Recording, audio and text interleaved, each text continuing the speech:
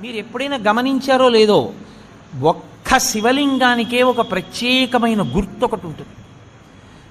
మీరు ఎప్పుడైనా చూడండి, అన్ని శివలింగాల మీద ఉండదు అలాగా. మీరు కొన్ని కొన్ని శివాలయాల్లోకి వెళ్ళినప్పుడు శివలింగం దగ్గరికి వెళితే దాని మీద కొన్ని గీతలు ఉంటాయి ఇలాగా.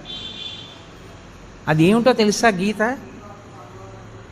అలా గీత ఎందుకు ఉంటుందో తెలుసా ఎవరికైనా? అలా గీత ఉంటే దాన్ని బ్రహ్మసూత్రము అని పిలుస్తారు. అలా గీత ఉంది అంటే నీ అదృష్టం పండి నువ్వు అక్కడికి వెళ్ళావని గుర్తు. 1000 మాటలు ఓ శివాలయంలోకి వెడితే నీకు ఎంత ఫలితమో, అలా గీతలు ఉన్నటువంటి శివలింగం ఉన్న గుళ్ళోకి వెడితే అంత ఫలితం.